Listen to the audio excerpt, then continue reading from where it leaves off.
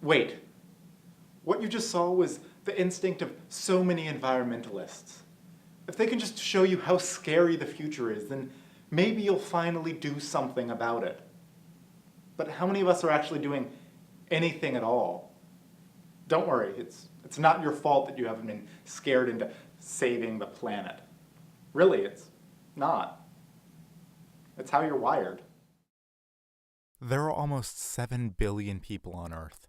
So if climate change is such a problem, wouldn't someone else be doing something about it? Look around. What are your friends and neighbors doing? But what if everyone was doing just that? Looking around and waiting to see what other people do? No one would take much action at all, even if they thought they should. It's called the bystander effect.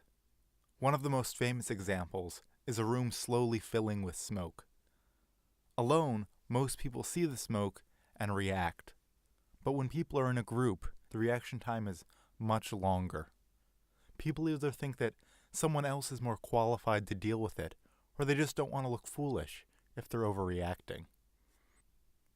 Now, if you take that small group ignoring smoke and make that group 7 billion strong, and replace smoke, a clear danger, with climate change, something you can't really see in your daily life, it's easy to see how not much would get done.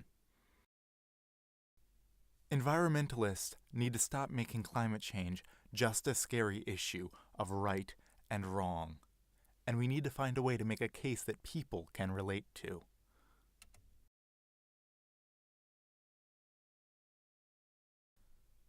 Now, before I go any further, I need to be honest with you. I'm 22. It doesn't matter how trustworthy my face is. I would be nuts to think that you would listen to me on my own. Knowing that, I set out on a 10,000-mile road trip around the country to talk to experts, business owners, and scientists, all of whom are older than 22. But we'll get to them in a minute.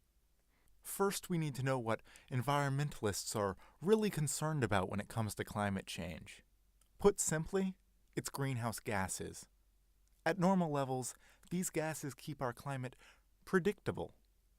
But since the start of the Industrial Revolution, we've been pumping millions of tons of greenhouse gases into the atmosphere, and that's causing rain patterns to change and seasonal variability to shift.